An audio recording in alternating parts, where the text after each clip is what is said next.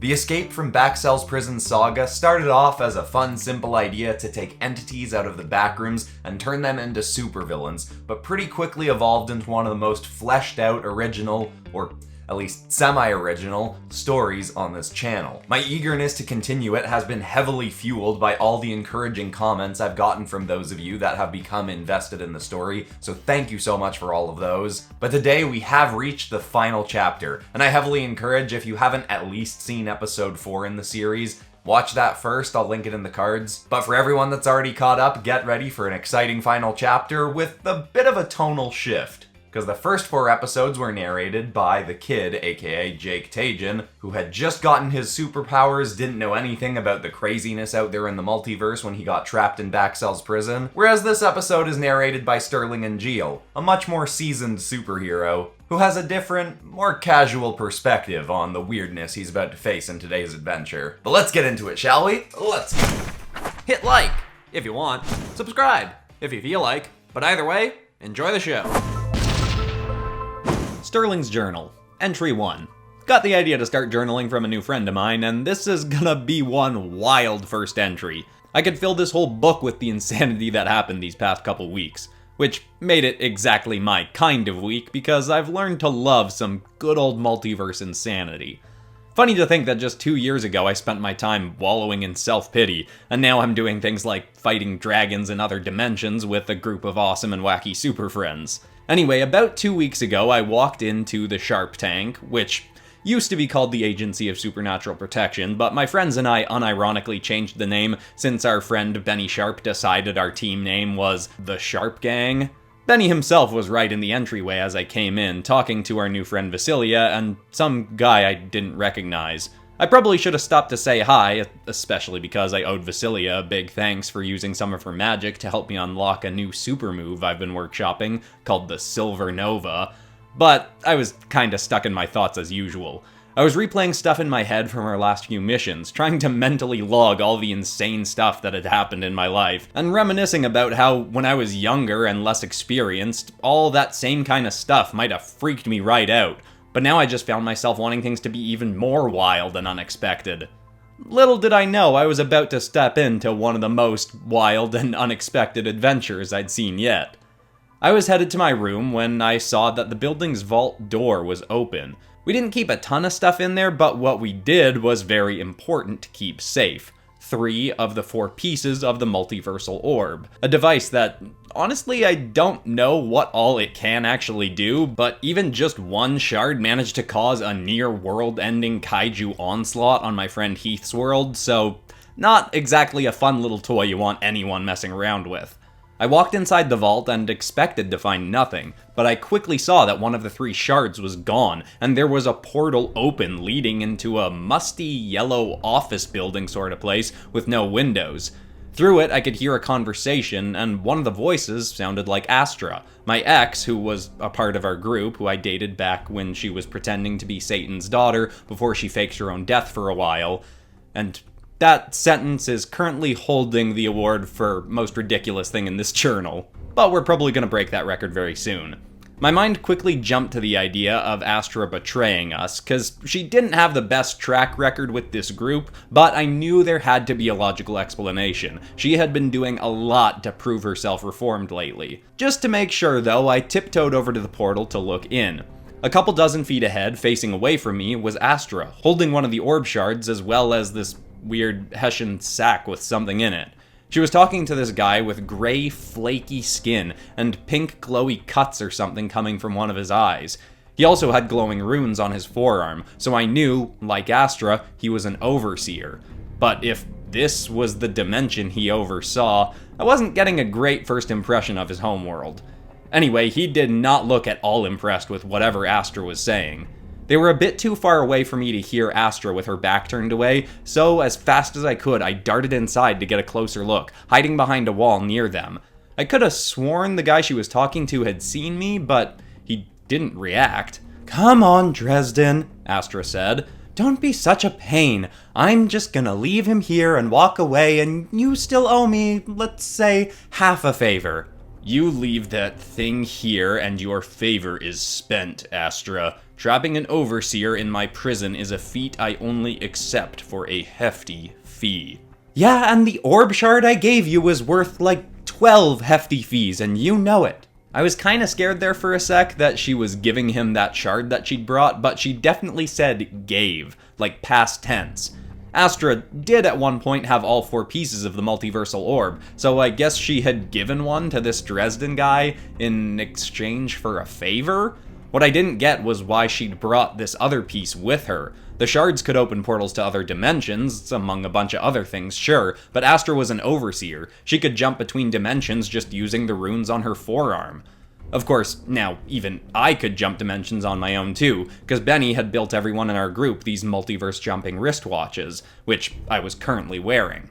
I didn't get much else out of their conversation. I kept listening until they came to a reluctant agreement that whatever favor this Dresden guy owed Astra was up by him taking that weird Hessian sack she'd brought in with her. I hid farther back behind the wall as Astra walked past again through the portal, still carrying the shard she'd brought. When the portal closed and she was gone, I peeked back around the corner and nearly jumped out of my skin, because that Dresden guy was right there in my face staring at me. My instincts tried to make me get my powers rockin' right there and either light up my hands in flames or pop out a couple of liquid metal blades, but instead I tried to play friendly. Whoa, you scared me there, Dresden? Sorry, I may or may not have been eavesdropping. I'm Sterling. I held out my hand to shake, but he didn't take it, and upon hearing my name, a really eerie grin crept across his face. Sterling. As in Astra's Sterling Engeal? Well, personally I wouldn't refer to myself as Astra's, but, you know, if you mean I'm from Astra's dimension, then yeah.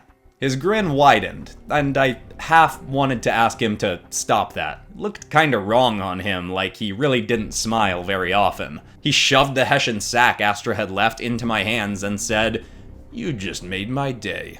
I appreciate your presence. Enjoy your stay." He tapped the runes on his forearm, and the floor just kinda swallowed him up, and he was gone.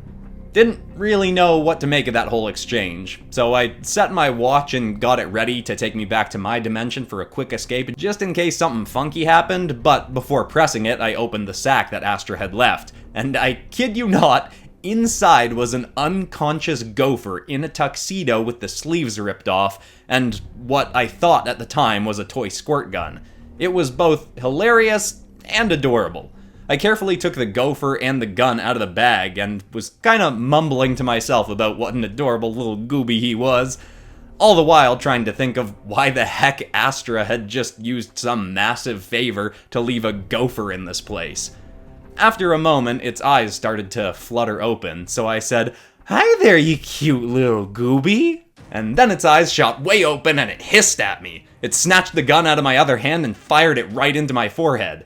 Definitely wasn't a squirt gun. Luckily my instincts took over and metal seeped out of my pores and coated over my head, because the blast hit me so hard that I flew back into a wall. Even with my metal protecting me, it still hurt a lot. Definitely could have been my next concussion. Now scrambling across the musty carpet, the gopher fired a bunch of blasts at me. I made a silver shield over my arm and blocked them all pretty easily, but I figured it was probably time to go. I decided I could just ask Astra what was up with this gopher. I pressed the button on my watch to go home, and nothing. Tried again, and still nothing. The gopher kept firing, and I considered shooting some flames back at it, but it was just too cute to attack. Instead, I lowered my shield and raised both my hands. I mean you no harm, little guy, we're cool. Not looking for a fight here. It fired a shot right past my head, but I barely flinched and just kept my hands up, trying to show that I was calm and cool. It had the gun aimed right at me, but didn't shoot again, like it was eyeing me up and down, trying to decide what to do. Honestly, in spite of the attack, I still really wanted to cuddle the adorable little thing. We stood in silence for a moment before both of us started to hear something pretty unexpected. It was like a pulsing thud, but as it got closer and closer, I realized it was music, like something you'd hear at a rave. Soon the music was coming in super clear, and a group of a dozen crab people came around the corner with a 90s style boombox. They were pretty weird looking, but, you know, I figured they might be able to tell me something about this place we were in. But just as I started to wave over to them, Gooby turned, fired his ray gun, and blasted their boombox to pieces.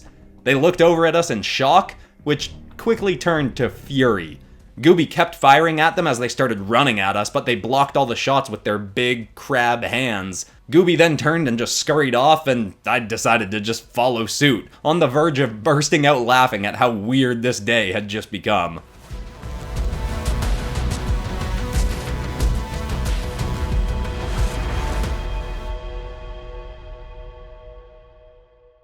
Gooby fired back past me at the crab folk, and I lit up one hand and metaled up the other, just in case they caught up, but we were managing to pull away. That little gopher was shockingly fast. I almost considered flying to keep up with him.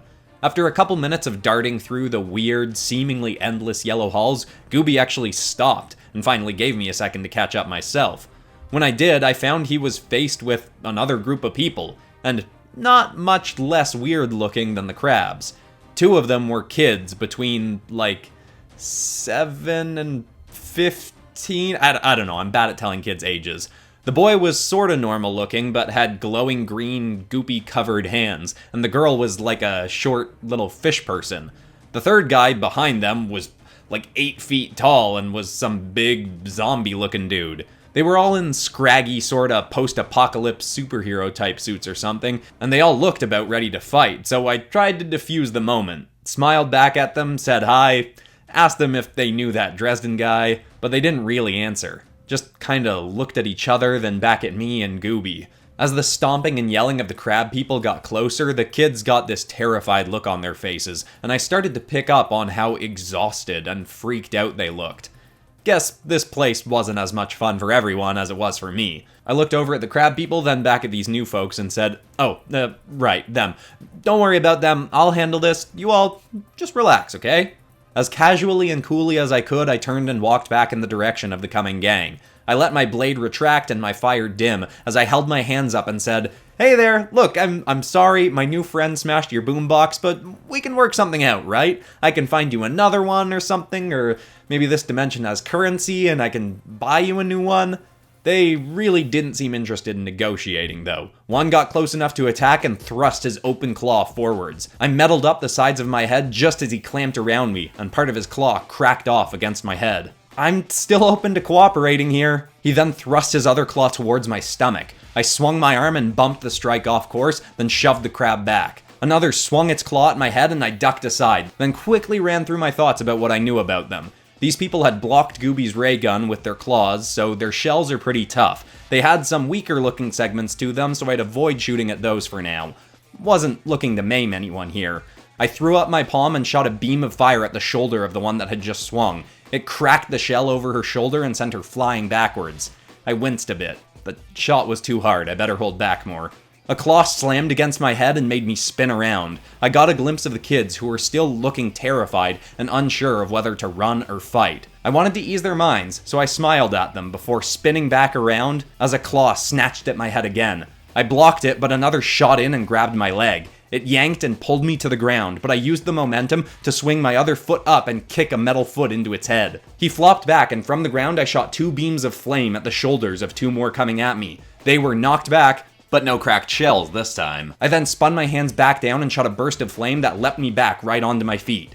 I then decided to try out one of my personal favorite crowd control moves, which my friend Kayla referred to as the Silver Beyblade. I metaled up the back of my arm but left my palm free to shoot a rocket of flame. I stood up on one of my tiptoes, then let loose the flame that spun me around and around like a crab bashing top. My metal arm slammed against anything that came too close. I went for 30 seconds until I stopped feeling any impacts, then slowed to a stop, and definitely felt like I was gonna fall over from dizziness, but forced myself to stay stable to look as confident and casual as possible for the kids.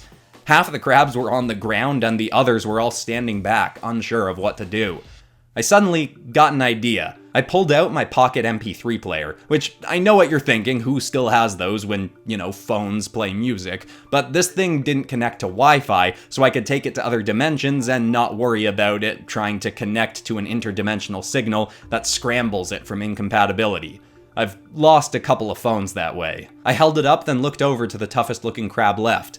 This thing doesn't have much of your kind of music on it, or the stuff you were listening to, but it's something, alright? I pressed play on it and let Crocodile Rock start kicking, then tossed it to the crab lady. A hand popped out from between her claw, and she caught it.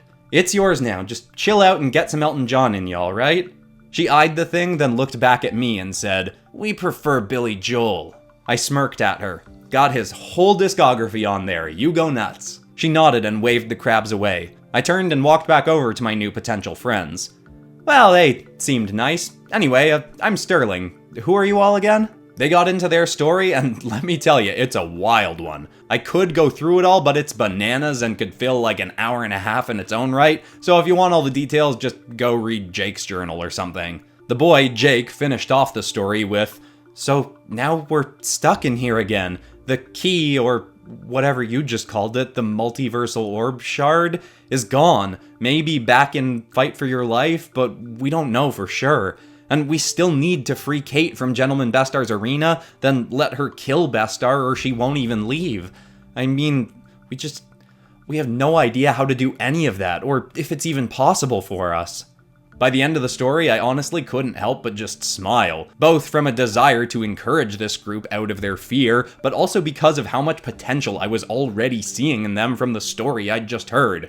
So I said, "I think you're not giving yourselves enough credit. If everything you're telling me is true, then you have successfully escaped from the most difficult to escape from place in the multiverse, using powers you've had for what, a few months? You know what I was doing with my powers after a month? I could maybe turn one hand into metal and light up a fire the size of a small match.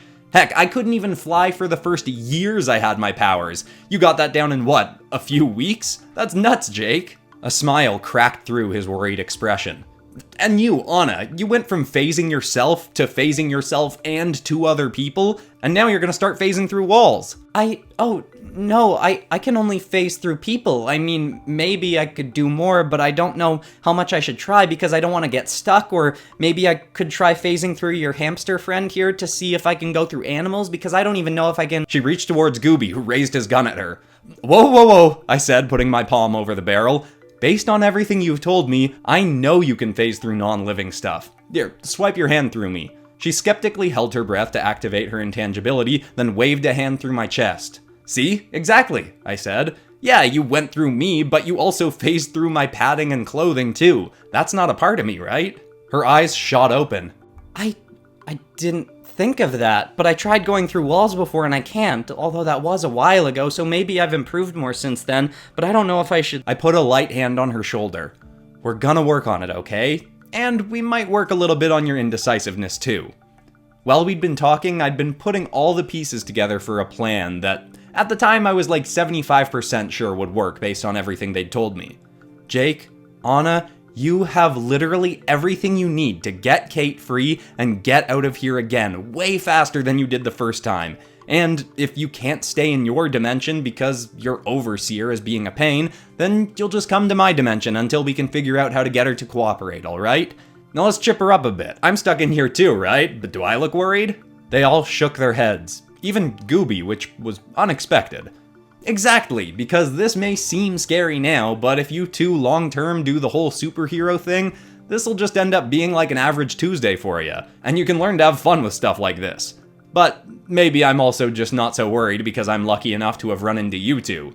Now, I'm gonna help you guys with your powers, and we're not just getting out of here, we're gonna have fun doing it, alright?" Their faces were slowly shifting from concerned to eager. Then Jake said, "What about Skinner?" gesturing back to the giant zombie ex-serial killer who'd been trying to kill them not a day earlier. "Of course," I said. "You keep healing him for now, and when we get out of here, we'll get him whatever help he needs to fully rehabilitate. Besides, he's one of the most important parts of our plan, because, you know, it's not like Gentleman Bestar is just gonna let you two waltz back over to his arena." After that, I explained what I had in mind, and we got down to work on honing their powers. All the while, I wondered how long it would take for my friends to realize I was missing.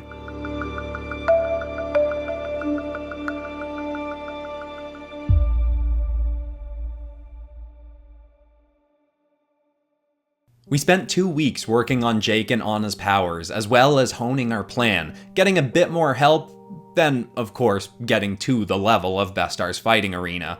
I'd honestly expected my friends to come and find me by then, but I guess even if they had noticed that I was gone and weren't assuming I was off on some solo mission, they'd have no idea where to start looking for me. It didn't matter though, my confidence in our plan had gone from 75% to a solid 92.6. Of course, we had a backup plan just in case that I called the Irish Goodbye. Anna's powers were a little bit more unpredictable than I'd hoped, but we'd come up with a way that helped her do what we needed her to do.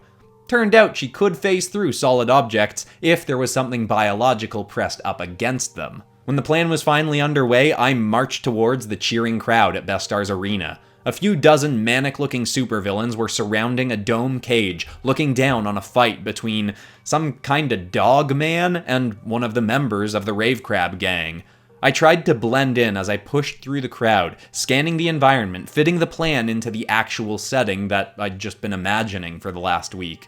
I got close to the guy who I was pretty sure was Bestar, but a bulky guard stepped between us and looked down at me angrily. No talking to the boss while the show is on, pal. Beat it.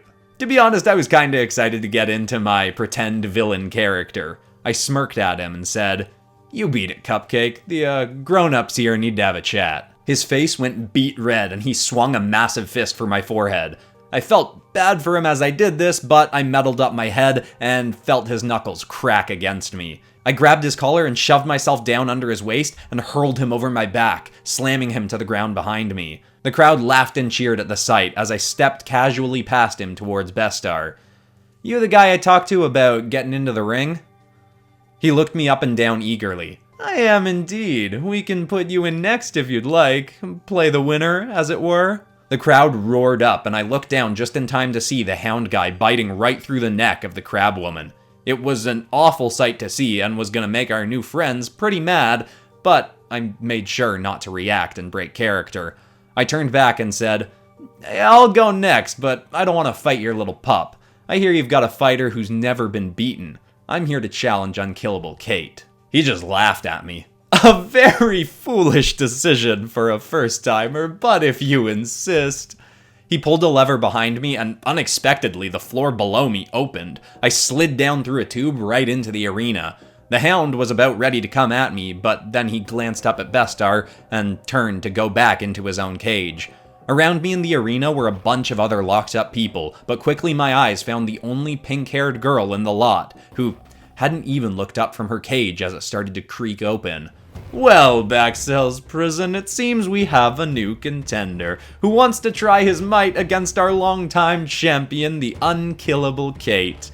We won't place bets on who will win, but perhaps on how long he'll last, The crowd laughed and cheered as Kate walked out before me. From what Jake and Anna had said about her, Kate had no superpowers, so all I had to do was stay on defense till phase 2 of the plan could come through. I tried to stay in character. "So, you're unkillable, huh? We gonna test that out or what?" She looked me up and down, expressionless. To be honest, my heart kinda fluttered a bit as her eyes met mine. She was gorgeous, in a crazy, I might kill you sort of way. She said, "You don't look like a killer to me." Before I could make some snarky retort, Kate exploded forward and swung a fist for my head. I would have ducked if I'd had time to process, but instead, on instinct, my forehead just went metal. I heard the crunch of her bones and instantly felt awful, but I couldn't show it. Yeah, that's not gonna work on me." But she just punched again, hitting metal again, and already I could see blood seeping from her knuckles, but she just kept going. I tried to dodge her next hits, but all of them hit me, and all of them were hitting metal. She didn't seem to care at all. She was like a machine. I didn't know what to do, but her hands were gonna be paste if we kept going like this. I forced my metal to stop coating over me, but as soon as I did, a fist hammered right into the side of my head so hard that I instantly doubted Kate lacked superpowers. I was slammed to the ground and dizzy instantly. A boot flew right for my head next, and I blasted fire from my hands to shoot me across the floor. She still hit me right in the knee, and it seriously hurt, but at least it wasn't my head again. I flung myself to my feet across the arena and could already barely stand on that leg. I was in trouble, for multiple reasons. I hadn't intended on using my fire powers because I didn't want people to wonder why I was avoiding just roasting her from afar. But luckily, the crowd soon after got a distraction as Skinner marched onto the floor above, carrying an unconscious Jake and Anna in each hand. There was a commotion above that briefly caught Kate's attention, and her blank expression turned to horror. Anna? Skinner, you mother... I saw my shot and flew across the arena, planning to tackle her as lightly as I could, but she caught me by the neck and used my momentum to swing me around and slam me into the ground. She got a knee onto my chest and an elbow into my throat. As quietly as I could, with the crowd distracted above, I said, Anna and Jake are fine. We're gonna get you out of here. Kate eased up ever so slightly and scanned my face. There was a split second of hesitation, then she punched me in the head. It still hurt, but had way less force than earlier. Seemed like she might be playing along, or at least not killing me yet to see what I meant. While she and I more lightly scrapped, Skinner walked up to Bestar holding his fake captives. They got within a few feet of him, and the Squid Man looked overly pleased to see two possibly dead children. That was the moment. I let a bunch of biological metal pool in my hands, then tried to duck around Kate to hurl it past her. But she was too fast, and obviously she didn't know the plan. She ducked under me and uppercut into my jaw. I fell back into the bars of the Houndman's cage, and she leapt forward and pinned me again, but this time a little bit more eased up. No, Kate, I need to help Anna face through the bars. I said it way too loud, and Kate pulled back, far too obviously. The Hound in the cage behind us snarled, Hey, what are you two do? Bestar, something's up! Check those hostages! Kate thrust her arm through the cage, grabbed him, and slammed his head into the bars, but he'd still gotten Bestar's attention. Bestar looked down at us angrily, then at Anna and Jake. He grabbed Jake's face and looked closely. Jake's eyes shot open and he bit right into Bestar's hand. Bestar yelped out, and Anna leapt onto his back and held tight. I pushed past Kate and hurled a glob of my liquid metal onto the bars near them. Okay, now Skinner! Anna yelled just as the burly zombie man shoved her and Bestar towards the bars that I'd just coated over in my biological metal. Anna took a deep breath, and admittedly, I did too, and I couldn't help but audibly cheer as she and Bestar phased right through the bars and fell into the arena with me, and more importantly, with Kate. The guards flipped out, but before they could do anything, Gooby came charging in, firing his ray gun every which way, from the shoulder of one of the dozen members of the Rave Crab Gang. They ran in pumping Billy Joel's Only the Good Die Young, which felt a little bit off tone, but I was into it. The Crabs, Gooby, Skinner, and Jake kept the crowds busy and scrambling as Anna ran over and gave Kate a massive hug. I know you told us to go without you, but we had to come back. We couldn't just leave you in here. Kate was speechless, but she only hugged Anna for another brief moment, then stepped past her towards Bestar, who was panicking for a way out. I knew Alexis and a bunch of members of my team wouldn't approve of me just letting her flat out execute this guy, but apparently she refused to leave this place till she had. Plus, you know, he was a terrible dude who kept Kate as a fighting slave for 13 years. Didn't really seem like my place to step in. I made sure to keep an eye on Jake through the whole ordeal while he was fighting up above, but he was doing just fine. Skinner was protecting him from the really tough baddies, and he was just bouncing along to the music, flying over to any of the rave crabs that got hit too hard and healing them up. Meanwhile, Kate wasn't saying anything as she marched towards Bestar, but he'd become a real chatterbox. Caitlin, stay back!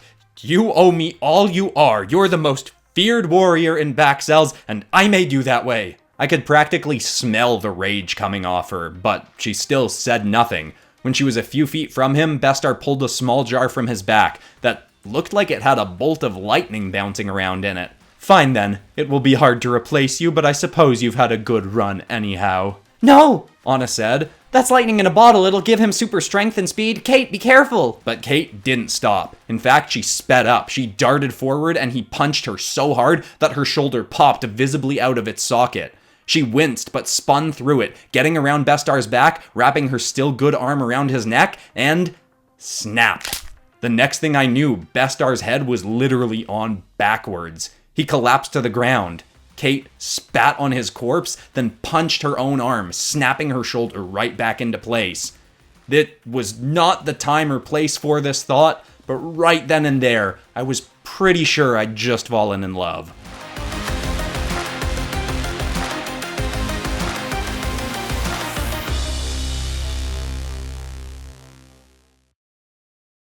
The next few minutes were a blur. Jake and the crew on the upper floor cleared out the crowd, we figured out how to open the door to the arena, and we all reconvened in a weird hotel lobby-like clearing. I'd even grabbed that little lightning in a bottle thing Bestar had dropped, and just having it on me did make me feel like I was significantly stronger.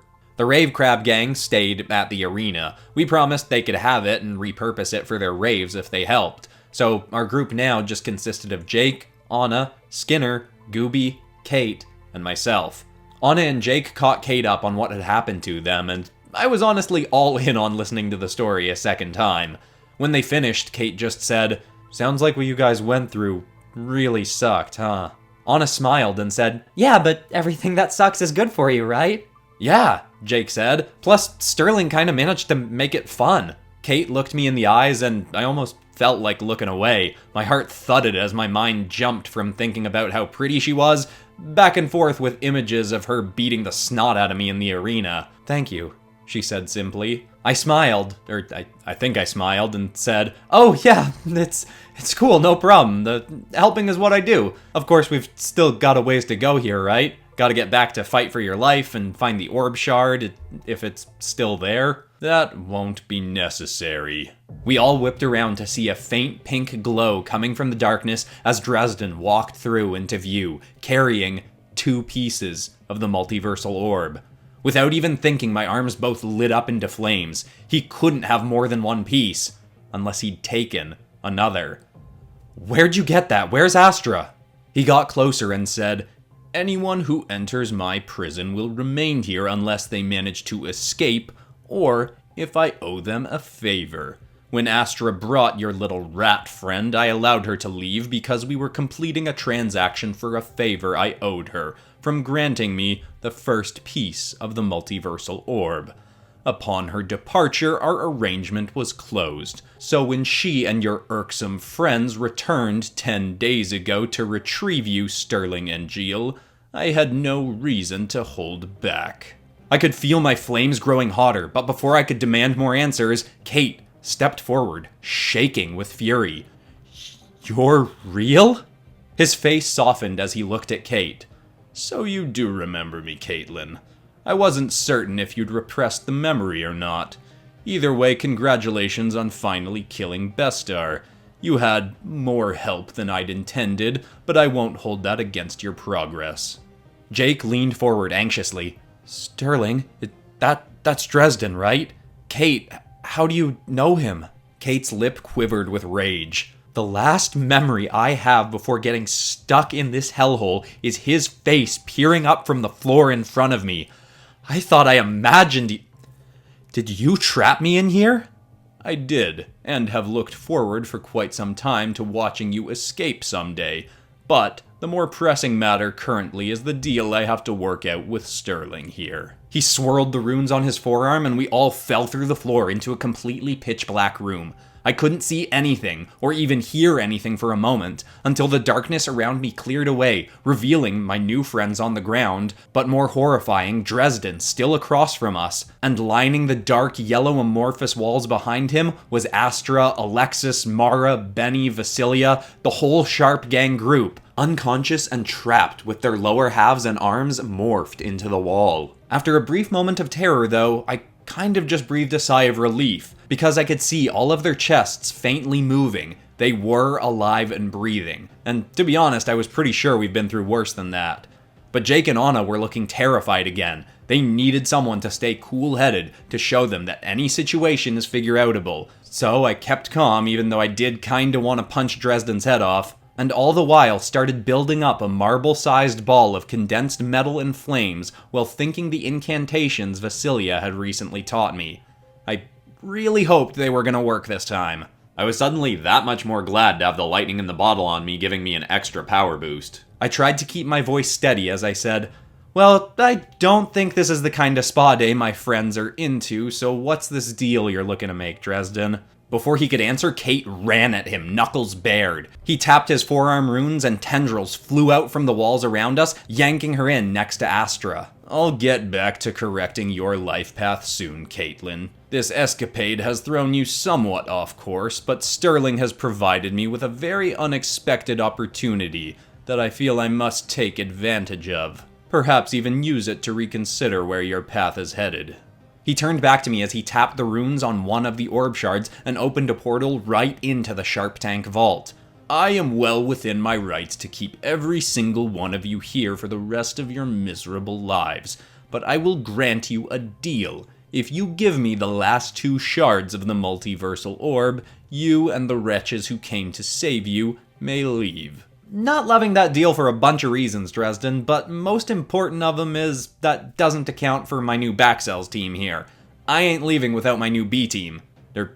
Okay, that's a bad name, we'll work on that. But anyway, also, not that I'm into this idea, but if you can get into our vault, why haven't you just taken the shards already? I certainly could, but if there is one thing nobody has ever called Dresden Oakland in 6,000 years, it's a thief. I make deals, then abide by them, and this is frankly one of my most generous offers. So as such, I will give you 5 seconds to make your decision. Him saying that seemed to make both Jake and Anna wince, but I immediately stepped forward and said, well, I guess I'm in luck then, cause it only takes me about 4 seconds to do this. Silver Nova Initium! I spun the flaming metal marble around and slammed it into the center of my forehead. A blinding light burst all around us as metal and flames swirled across my body and turned me into my new flamey chrome super form. Even though nobody else could see what was happening, I quickly turned to Jake and Anna and whispered, "Time for the Irish goodbye, guys, get on it." Then in a blink, I'd shot over to Dresden, grabbed his forearm and coated it over in liquid metal so he couldn't use his Overseer runes. I yanked both orb shards from his hands, stuck them onto the metal of my back, and shot a beam of metal at his feet to lock him to the floor before hovering away. But I moved back too soon. The runes slid up from his arm onto his forehead. Did not know he could do that. He tapped them and a barrage of tendrils shot up from beneath me. They slammed into me hard, but my metal was holding up. Gooby suddenly darted out of nowhere and started shooting a bunch of rays that almost hit some of my friends when they missed. At one point, it actually seemed like Gooby was aiming at Benny in the background, but for the most part, the rays were hitting Dresden. Unfortunately, the blows just seemed to bounce off his flaky gray skin. A tentacle shot down at Gooby, and I flew in to block it. The shot hit me hard and slammed me to the ground. When I leapt up, Dresden was right in my face and grabbed one of my arms. I felt like he was rubbing sandpaper over my skin as he held tight and the gray flakiness of his own hand started to spread onto me. I ignored it and grabbed his arm, then slammed my head into his, and used some of my liquid metal to lock his forehead against mine. Really wanted to keep his eyes focused on me. We both held with deadlocked grips, bouncing off walls for at least a couple minutes. I couldn't feel my right arm anymore, and the flaking gray was spreading up to my neck. Really hoped Jake could heal that for me. I tried engulfing both our bodies in flames, but it didn't do anything to him. He leered into my eyes as my movements slowed from exhaustion of overusing Silver Nova. I didn't expect you to have an altered form, Engeal. But I'll admit, I've enjoyed getting a genuine fight. He released his grip from my arm, then grabbed the side of my face instead. However, I believe it's time for it to conclude. My eyes darted past him, and then I just chuckled and said, "Yeah, I think you might be right about that, but also this wasn't so much a genuine fight as a genuine distraction." Silver Nova, cease! I fell backwards out of my coating of metal that Dresden still clung to, and though exhausted, I flamed up and shot myself to the portal that Dresden had left open, just as Anna was phasing the last of my friends out of the wall, and Skinner, Jake, and Kate were carrying them through to the vault in my dimension. When I was almost through, I turned back with a smirk, but noticed that Dresden wasn't even trying to stop us. He grabbed the 2 orb shards that I'd had to leave in my deteriorating metal, and just seemed to let us go. That still kinda concerns me. As I got to the portal, Jake stuck his head back through and held out his middle finger to Dresden, yelling, "Irish goodbye, freak!" I laughed and tackled Jake through the gate. Him saying something to Dresden kinda made it not an Irish goodbye anymore, plus giving him the finger made it like, I don't know, an American goodbye maybe? But point is, we were out. I tapped on one of the shards in the vault and closed the portal. I was pretty sure there was something I was missing in the fact that Dresden had just let us go, plus leaving him 2 of the shards definitely was not a good move, but I guess he might not have let us escape if we didn't. It also honestly kinda worried me that I'd barely held my own against him despite being full Silver Nova and having the lightning in the bottle to give me an extra power boost. How tough was this guy? And when were we gonna have to fight him again after what we'd just done? I buried all my concerns for the moment, though. This whole group needed that win. Kate seemed conflicted about what had just happened, but I could tell she was enjoying deeply breathing in air that didn't stink of must and mold like BackCells. As Jake and Anna cheered and bounced around, hugging each other, and Skinner and Kate and even Gooby, some of my unconscious friends started to come too. Astra sat up and darted her eyes around. Where? Sterling? How did you... We came to get you as soon as we knew you were gone, but... I knelt down and gave her a hug. Don't worry, Astra. We're all safe. I glanced over at my new group of friends. The B team really had our back. Benny sat up next. Jeez, I had some wacky dreams there, bud. How long was I out for? Why is the freaking Gophasia back?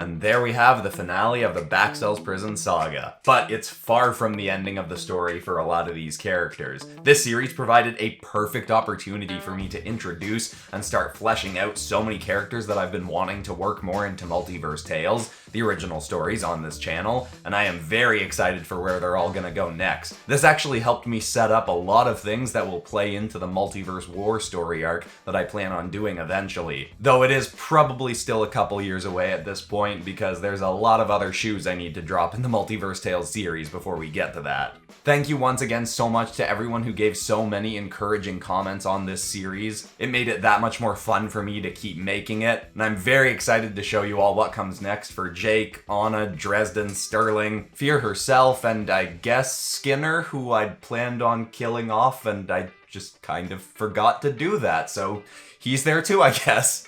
But besides that, that's all for today, except of course for ending this video on some kind of positive or inspiring note, and the thought I want to leave people with today is a nice, simple one, because this has been a very long episode, and that's that greatness is common people doing uncommon things. I hope that's inspiring to someone out there. Thanks so much for watching, everybody. I love you all, and I'll see you all in the next episode on Friday. Goodbye.